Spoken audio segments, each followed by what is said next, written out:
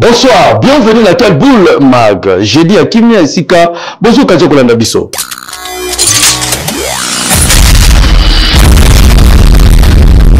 Tout fond laquelle boule ya lelo bana mwamba surtout na commune matete kunezo ina mabe balobi ya edi azobima. Edingo moto na ngenge depuis bakundai esa kufeki na kanda tote même moi na réagi population famille bazoka moi ba rumeur wane uti wapi. Quelle boule mag to constater.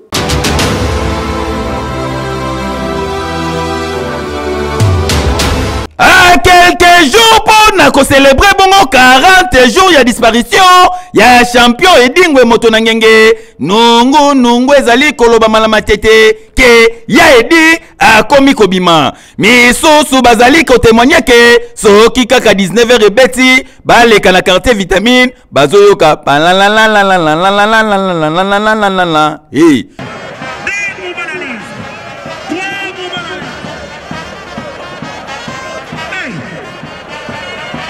ezali so ya fanfare oyo champion bandai komatela nango na ring misusu pe balobi ke bandai kotambola bakuti champion achekiti libanda lupangu avandi yoka bango eza réalité edingo azobima pena c'est vrai ngai na utaki musala na ye na komi juste na rompo musuja na komi na rompo musuja to na kiti muninga moko peka kabisinga bi maître zono moto kitana kota sekuna moni kota c'était ça iba 19h30 esinga zono moto kita kota seto yoki ondie ba fanfare zo beta kota vitamine D kuna na sena ba fanfare ondie ba kachi ondie ba fanfare ba yoka ba son ba fanfare zo beta konte yanda kwa champion kuna nde ba tozo kitambangu batala nde place ba fanfare ne zo beta la ezo yeba na te mais bato habite ba ucho mona champion a chekiti afandi juste na liboso côté ba tol wana eza na potola champion afandi place wa pona ngai ne za boye na tout va normal mais pona muto ayebi makamante a tout va on dirait mira quand même salama posa logiquement so 40 jours que sili toto singa la vie akepe malandeka kimyo to approcher bongo mwana ya Edingwe atalisi ke yepe ayoki banungu wana kasi lokola nanu akoti oni britannique TVD matete esengeli ye moko akota a vérifier soki makamba zali koyoka na musika ezali vrai boyoka ye ngaza na Congo te o na yoka kipa bandeko baza koluba na ebite soki ezali vrai ou bien ezali faux yango na yeki pona ke nikukuta na bandeko pe na quartier na soa na bango o baza koluba po mwengo kufa Edingo makambo zo bima ebele bongo ya champion soki okomi matete balobi ke ya edi azobima okosala nini soki ezali ya solo tokosenga basali na nzambe bakoyaka ndenge ya kobondela kasi entre-temps famille ya edi bazali déjà ko préparer ko célébrer 40 jours ya disparition ya Edingwe moto na ngenge boyoka programme lobi na obeng sabino boya na 40 jours ya papa et ça le 11 le 12 le 13 alliance franco-congolaise na lemba donc à partir ya 14h manifestation bandi jusqu'à 19h makambo sili Pacte social pour la paix, Zali Moussala Oyo Senko, na SSC Basala qui batamboli partout, na Kinshasa, bapesi point de vue na bango par rapport à Misala Nyoso Basali.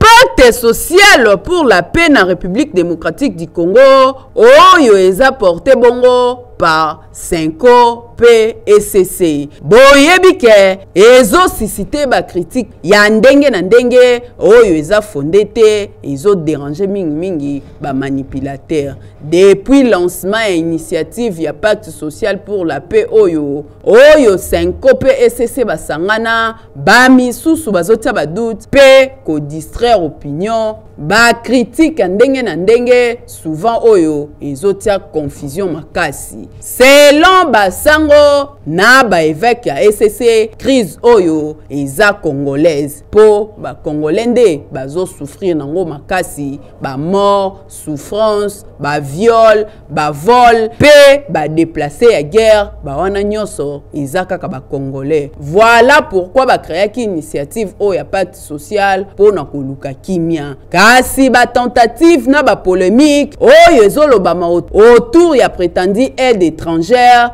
eza nango makambo lokute eza solo te po bango batikali ata kozwa financement moko te ni na étranger ni na gouvernement bango bazosala kaka musala oyo lokola ba missionnaire nyonso ndenge kaka ezalaka lokola ba missionnaire diplomatique pe religieux ya ba haut niveau po na ba état visité ba respectaka kaka ba usager ya ba protocolaire accueil hébergement transport peu et loko moko extraordinaire et tikala nango kozala te. Pourquoi alors bazo continuer kaka ko engager ba moyens pour na kosala ba campagne ya diabolisation et sengeli koyeba ke bit ya pacte social les a créé un dialogue franc avec le pays sous les régions pour construire une paix durable dans les grands lacs. Démarche oyo eza purement congolais yango wanande musala oyo 5 na SCC basali bandi ete pacte social oyo eko créer pe ba fruit nango ya malonga. Boyeba que situation ya inondation oyo esalemi bongo na ville province ya Kinshasa oyo touché commune ya Limete Matete na Ngambo ya Njili pe Masina ezo continuer ko lobisa pe ko déranger ba konzebele. Cardinal Fridolin Ambongo akende kotala ba sinistre.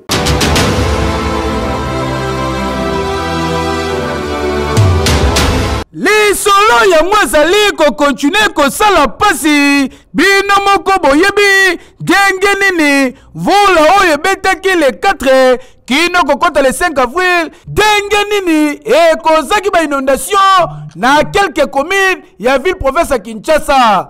Bondi melangai ke son éminence le cardinal Fridolin Ambongo aboyaki koyoka lisolongo na mosika talatina akitaki bongo mokolo ya mercredi na quartier Ndanu na commune Limete pona ko palper du doigt réalité. Bon tala bino moko ndenge nini le cardinal Fridolin Ambongo akoti na mai s'il vous plaît atomboli nzambala nde bozali komona azalaki bongo accompagné par Monseigneur Carlos Ndaka pe oyo ya chancelier boyende zalaka souci ya population ezali se moko bakonzi bazona ba précaution po na lopoto baloba mieux vaut prévenir que guérir de façon que ceux qui bamvula makase noki ba dégâts ya boye esale malisusu te ba victime ba ole la rati sikoyo keyo oui Nenge tolobaki polémique ezama kasi ici retour ya Joseph Kabila ancien président ya République démocratique du Congo. Olivier Kamita tout membre ya parti ya Moïse Katumbi ya lobby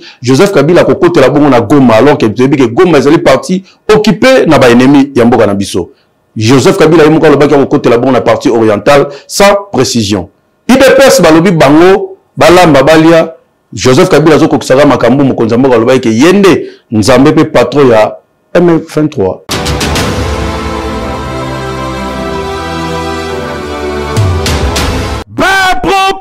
Joseph Kabila Kabange, ancien président de la République ya RDC, oyo atalisaki ke akozonga na mboka na ye République démocratique du Congo kasi na partie orientale. Koka mwa message oyo ezalaki bongo relaye et pa ya Olivier Kamitatu oyo azali proche ya Moïse Katumbi kasi ye a précisé na entrée que Joseph Kabila Kabange a kokotela bongo na est ya République démocratique du Congo. Ba propos ye kamwisi nango parti au pouvoir te IDPS oyo secrétaire général na bango Augustin Kabuya atalisi ke ezali kaka ndenga bande koloba ndenge pe Joseph Kabila Kabange azali kosala boyoka ye. Moïse Katumbi ne me surprend pas. Ce qui est plus important dans cette affaire, c'est la position du président rwandais Paul Kagame, qui a compris que on est en train de me sanctionner avec mon régime. Il faut que vous-même vous puissiez porter des gants et monter sur le ring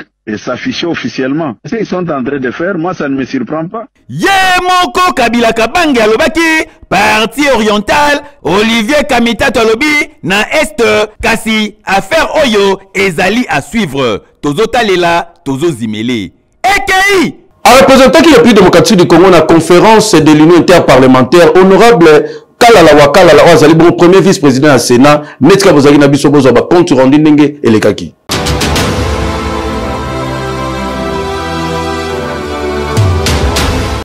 De 2000 ville parlementaire oyo bautaki bongo na 190 pays ya monde baparticipaki bongo na 150e conférence ya union interparlementaire oyo esalemaki bongo na Tashkent, capitale ya Ouzbekistan, esika José Kalala Wakalala oyo azali bongo premier vice-président ya Sénat atalisaki na batu nyonso bazalaki awa ke Rwanda nde azali kotuka kimia ya République démocratique du Congo na suppléatif na yeba M23 AFC nde abimisi liboso kasi na sima ye nde azali ko profiter na ba minéraux ya République démocratique du Congo yoka communication. Mesdames et messieurs les présidents du Parlement, honorables parlementaires, distingués délégués, mesdames et messieurs, c'est pour moi un immense honneur de m'adresser au nom du peuple de la République démocratique du Congo à cette auguste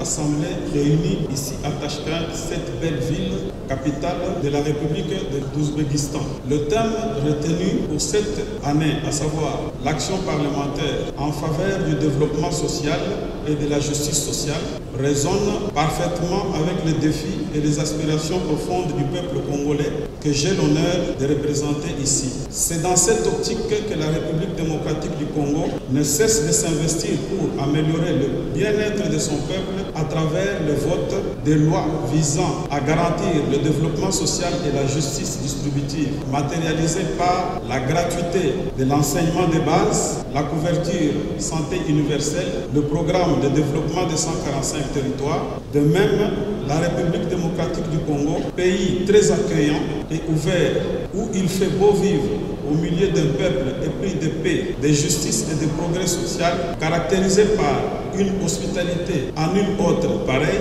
a toujours cherché à développer une politique de coopération gagnant-gagnant avec ses 9 voisins.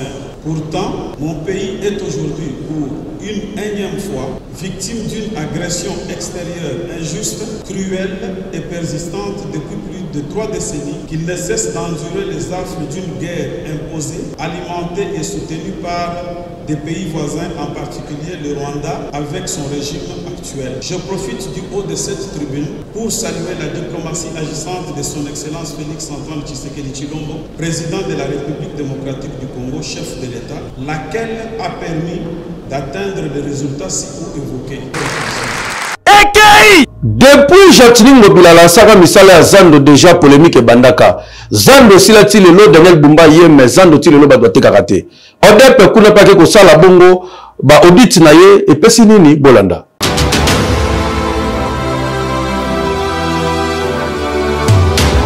Dossier Zando elumbi solo na yebisa yo sima ya ba révélation ya makasi oyo esalamaki epai ya député honoraire Mike Mukebai yango etindi observatoire des dépenses publiques ODEP na mukuse na nzela ya communiqué officiel oyo ezalaki publié le 9 avril 2025 basenga ba poursuite judiciaire pour ancien gouverneur ya ville ya Kinshasa Jantiningo Bilambaka pour na oyo etali détournement ya ba deniers publics ezalaki bongo destiné pour na kotonga Zando ya munene. Selon ODEP, contrat oyo ezalaka signé entre Hôtel de Ville na tango ya Jantiningo Bilambaka na société Sogema eza ata na intérêt mukiete pona ba congolais pour société Sogema et kobanda ko exploiter Zando pendant 25 ans mokoka oyo eza normal ata mukiete. Na même communiqué ODEP esengi pe lisusu ouverture et enquête judiciaire pour na paiement irrégulier. Il y a plus de 215 millions de dollars américains oyo ezala effectué na bénéfice ya Godin Poi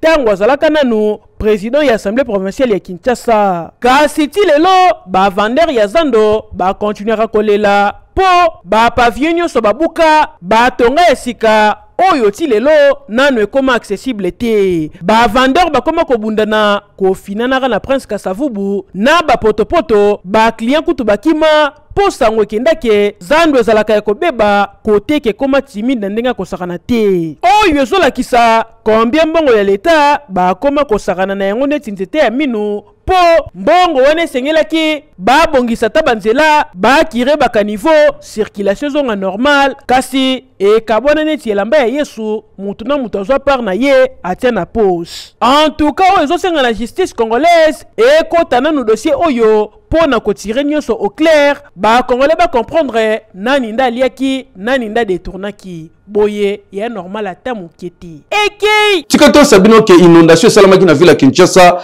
Catastrophe wana ezo continue toujours kobimisa bibembe na commune ya Kiseso koto ya quartier dingedinge kuna ba retrouver lisusu bato bakufaki ntango mai ezali kokita pasi mpe mawa yoka communication ya population.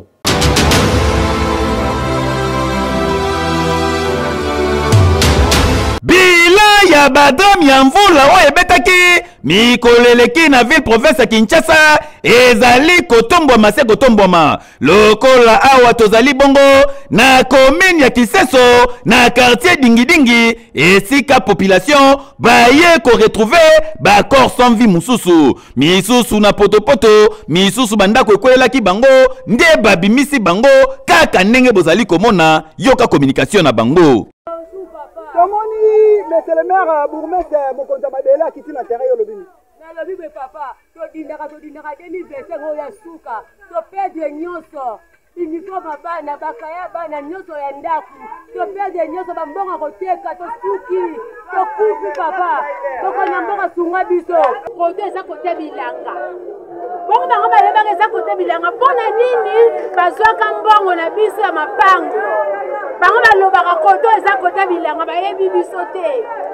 Mbula na mbula pasi la pasi. En tout cas ezali kopesa pasi pe mawa kota la catastrophe naturelle oyo ezali mvula ebomisi bato ebele na ville province ya Kinshasa. Kasi alerte mususu ezali kopesa ma deja po deja lelo ba réseau ya téléphonie mobile etindi ba message ya alerte po na kokebisa population mingi oyo avandaka lelo ya ba rivière ke ezali na mvula mususu ezali kosanose ekosala lisusu ba dégâts. Ah nzambe yoka mawa papa yoka mawa noto sioli ya bibe moti ekei tolakisaki bino polémique ezali kosalema na commune ya Gombe kuna ba conseil communaux ba telemeli bourgmestre ya Gombe balongola ye mais boyebi ke ba bourgmestre oyo bazali voter te mais bazali nommé. Est-ce que ba conseil municipal lokola bango te ba voter bango bazana droit de destituer bango maître moko avocat to kene kokuta na na cabinet ya maître Rachidi Avoki apesi biso ba détail maître Gilbert.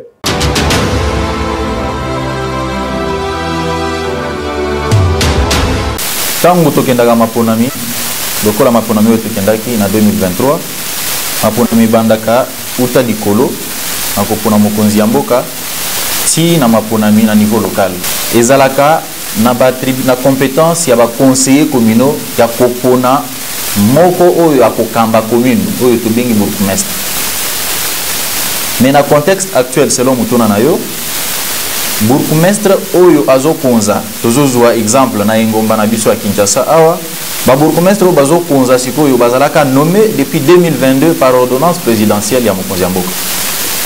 Mokonzi ya mboka anomaka na commune nyonso bourgmestre ba conseiller communaux baye kokuta bango maponomi eye na sima bakuti bango. Normalement pouvoir ya déchéance et utaka na mutu oyo apesaka bokonzi. En d'autres termes, ezana mutu oyo azopona nde azana makoki wana ya ko destituer. Kasi na contexte oyo ya lelo ba bourgmestre bazalaka nommé par ordonnance présidentielle ya mokonzi ya mboka ezali na possibilité ata mokote na kati ya mobeko na biso oyo epesameli bango po ba destituer bourgmestre alors kazalaka nommé par mokonzi ya mboka. Il y avait toute la possibilité à l'époque de faire en sorte que cela n'arrive pas. Que la gouvernance ne soit pas entamée parce que nomination en Israël déjà illégale. Les conseillers communaux, une fois élus, sont entrés en action. Ils ont accepté Bandimi Kosala Moussala, na bourgmestre Oyo a présenté qui bango programme T. En réalité, à Lucie, à Maponami, il faut bourgmestre a présenté bino programme naïe. Maya Kosala et la bino. Mais dans le contexte où ces derniers, Azalaka, nommé et pas Mokonzi ya mboka, a présenté bango programme T. Sur base de quoi contrôle na bango et kozala articulé. ozolumba nsudi lwenu parce que yebiti keza na parfait kitoko na kombo ya Scala na Bodilix na primoke salela mbongo na yo mais tsunga kitoko yo wapi.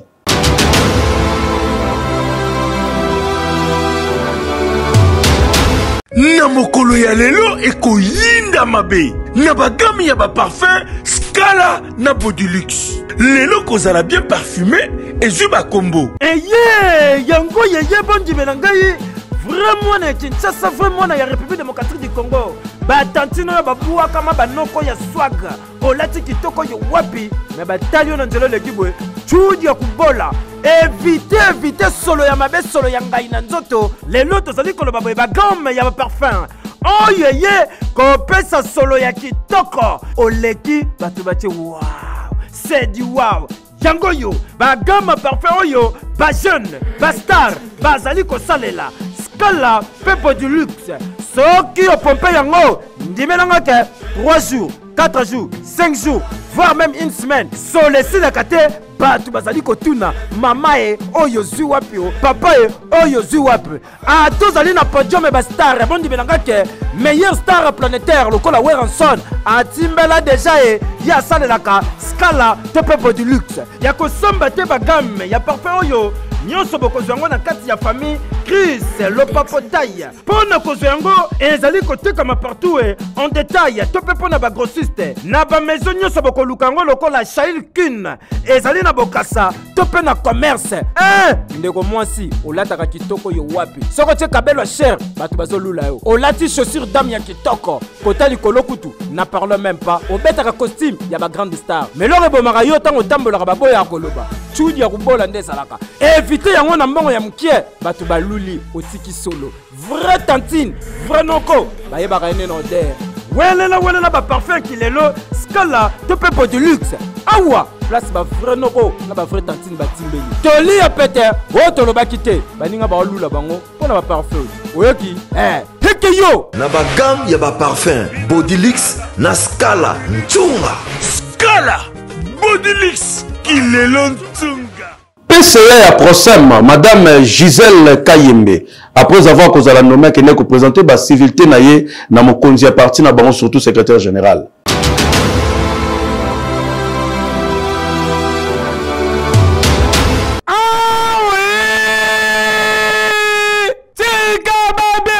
L'intelligence au service de la nation, la nouvelle énergie, yenani, Madame Gisèle Kayembe, Oya Wuti Bongo, Kozwa bateau de commandement, l'OPOL la PCA, ya agence pour la promotion des classes moyennes congolaises à Prosem na Mokuse.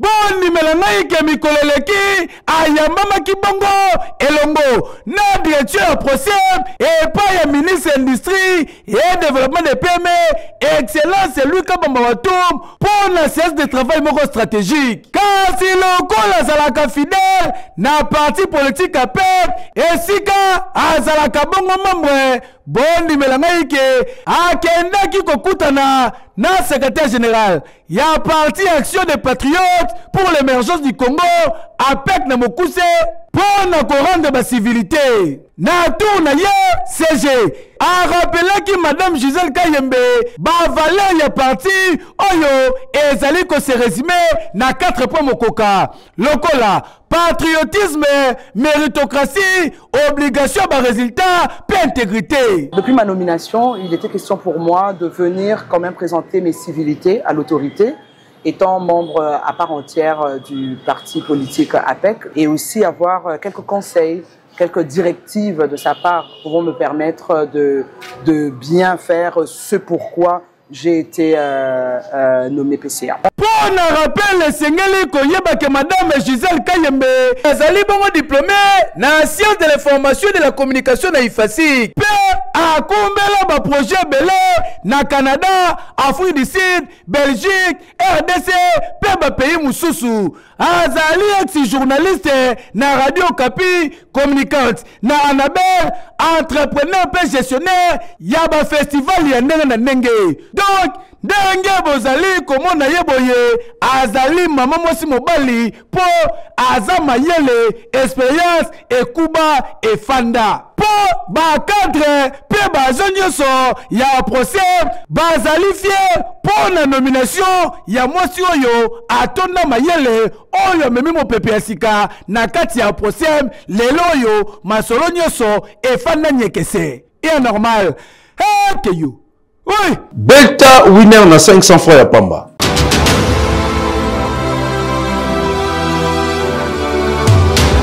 Winner.bet présente Winner Lotto.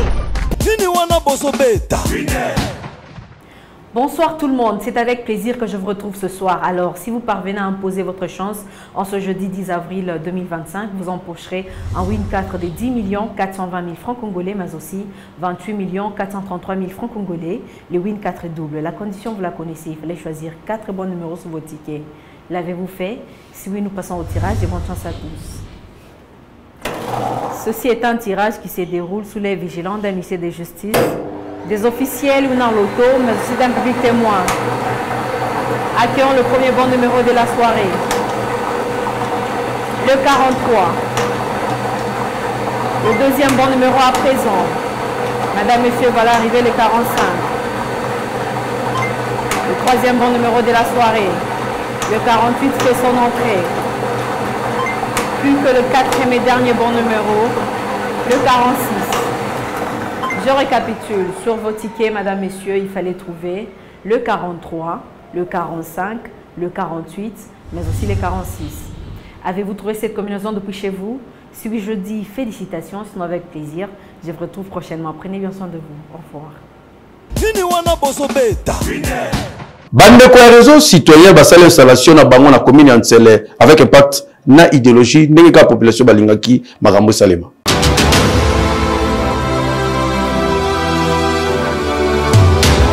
Na souci ya amélioration ya gouvernance nationale et locale na République démocratique du Congo, Koko Lisabongo, likambo etali transparence na redevabilité na participation citoyen na gestion ya mboka yango. Ba organisation ya société civile oyo ba travaillaka bongo en partenariat na CEPAS bazali kosala bongo ron na ba commune ya ville province ya Kinshasa pour l'installation ya ba réseau citoyen tozali awa na commune ya Ntsele esika organisation ya société civile oyo ezali en partenariat na CEPAS baye bongo kosala installation officielle ya réseau citoyen botala bino moko esalemi na canal ya ONG Kadek oyo ekumbamaka bongo na monsieur Jean-Claude Omokodi nde cérémonie monene oyo esalemi na présence ya chef du bureau ya bourgmestre ya commune ya Ntsele monsieur Joseph Mota, premier vice-président ya assemblée communale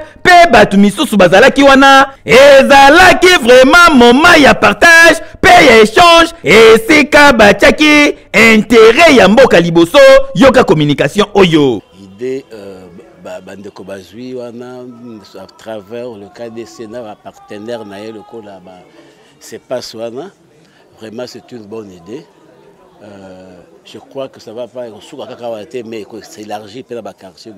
Ensemble, tout ça que ça m'a canisé na biso, tout y ba nini oza ko le kakati na biso, pour tout le moyen de faire développer la commune na biso qui na liboso. Bisika msusu pour que soit chef du quartier, soit chef à rue, azan un peu na difficulté, réseau citoyen rue commune ko mener ba problème ou ko permettre que tout le résolution pour na kotambusa commune na biso malang. À partir ya lelo, ndenge to installer réseau citoyen makambo kozala lisusu ndenge ezalaki lobi te mutu moko tako kolinga eloko ya yebi te mais lelo lokola toyebi makambo ya décentralisation ezali mokumba pe na makoki oyo bapesi na ba entité na ba organisation à l'état oyo ya mike lokola commune lokola ba secteur tout ça de manière que chaque entité territoriale décentralisée akoka komi organiser ndenge nini akoki ko trouver ba réponse na ba problème oyo ye boyende zalaka po installation ya ba réseau citoyen oyo ya ba commune et ko permettre na population bayeba kolandela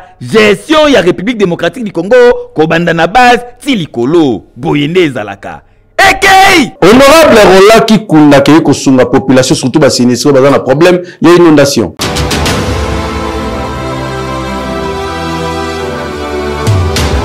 lokola azalaka véritablement ya masina esengeli koyeba ke honorable Rola Kikunda Kiki député provincial ebala masina akitaki bongo na changu esika ba inondation esalamaki bino moko boyebi ndenge nini population bazalaki victime ya ba inondation pe baperdaki biloko na bango ebele nde bozali komona akoti bien babot atamboli na mai pona kokota bakote ya kati question ya kosunga bandeko na ye kasi lokola azalaka okadre na parti ya CP oyo ekumamaka bongo epai ya sénateur Gentil Bilambaka pe azalaka l'homme aux actions concrètes honorable Rola Kikunda azongaki lisusu awa quelques jours après pona kosunga population ndenge kaka prometaki bango amemi bamusi ebele nde bozali komona na basaki ya loso pe biloko kolia ndenge na ndenge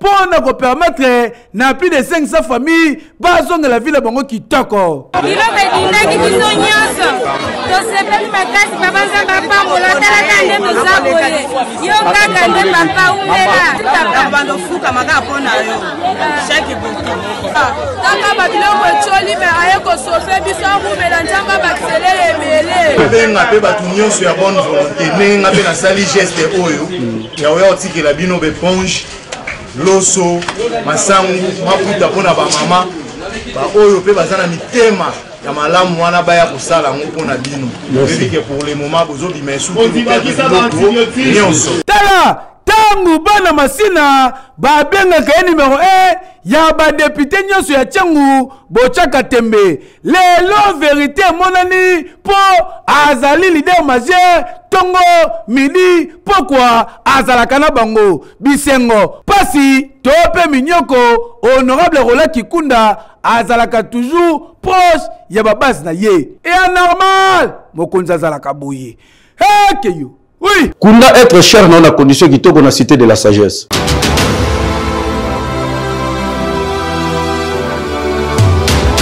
Tena, yo regretta, ouita mikili ya poto, ouita soki mboka nini, oyewa na Kinshasa, oyeko kunda ndeko na cimetière, après jour bakenda kotala mutu, otala boye, libulu ezate. Na place bakunda mutu, ebukani. Na cimetière yango moko, na libulu, na cercueil, nyonse bunga, muta bonga, et moi na kasusu te. Les lotos zali koloba boye, pas question, grâce à cimetière de la sagesse zali bongo cimetière moderne nenga tolula kana mikili ya bapaya. Nenga boye bakunda batu na États-Unis d'Amérique, na ba Paris, na ba Canada. Nenga moko pe awolo na Kinshasa, grâce à cimetière cité de la sagesse. Yako sambate, lokola tozalaka ba bantu, il faut ko kunda mutu, place ya kimia po après ba mbula na bambola baya ko retrouver. Awa na cité de la sagesse, tala ba place ndenge zali kitoko yo wapi ngaye. Soki bakundi mutu no awa ata mila soko ye otunya fanda ya biso kaka cité Israël okokoto monye. C'est pas kuna na cité Londres oromona epo zuye. Na ba pays nyonso kolinga zali bongo construction na ba cité awa place bazali kokunda bandeko oyo bazalaki bongo très cher pona biso. Nyo sezo sale makitoko tuninga prix yi wana fanda na mbongo ya muke. Ndeko na yazu place ya libela na ba kokolo soki ba ye bali bamona wape place bakunda koko balobi toke na cité de la sagesse kuna baweyi babunga kate adresse na bango zali place akobunga te bazali bongo na sele bambu okoti ozamo bimbo yo wapi ba bureau na bango ezomi bongo na limite résidentiel première na immeuble urbain okoti na premier niveau na appartement 101 okokuta bango tepe benga na ba numéro oyo tena valeur ya baweyi basalaka nango ba jeté et surtout toza ba africain awa na cité de la sagesse tala mabulu tala ba pavé bongo kota ba installation hygiénique kitoko yo wapi oza kimia olobi na kundi mutu na nga place a kimia akopema kitoko ezali bongo numéro 1 ya ba cimetière nyonso awa na République démocratique du Congo bonde ezalaka Hekeyo bakangi boko na pulumba mu na commune Selemba bana gal ba ebi très bien la police a l'ennemi de basimie.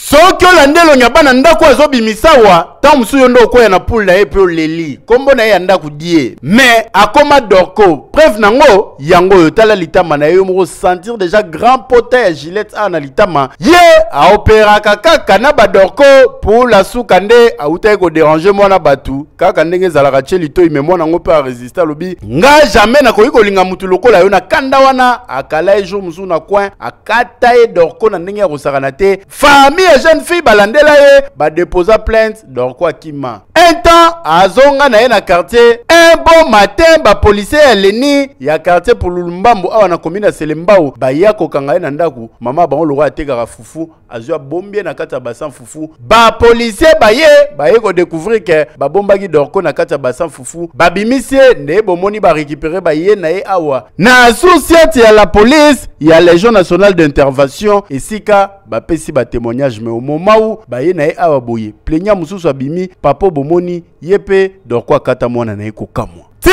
mama ya dorko alandi mwana na ye awa na souci apesa ta mwa mukendenge zalaka ba libérer mwana na ye mais la police balobi nyet batikali professionnel barosala musala na bango ndenge sengeli po dorko kotala âge kotala elongi bana ndako na makambo azosala ezokoka na tata muke ba plainte eleki cette fois-ci ba récupérer ye yango ba mama oyo ba bombaka bana ya bakulu na te na niveau ya kozwa mwana kobomba na bassin fufu po ba mona ete mekotoyo akataka batu asalaka makambo mabe borandeni awa la police a récupéré cette fois-ci bobalobi barotika ye na justice aki de droit nde esala musala ba ndenge ba retrancher pour na kaya dorko alembisi batu mwana muke mais ba sena osala ya minene moyen te et anormal te keyo oui ba mama e kimia na maboto na bino zaki ne sengo représenter quel boule le pour na bino keyo oui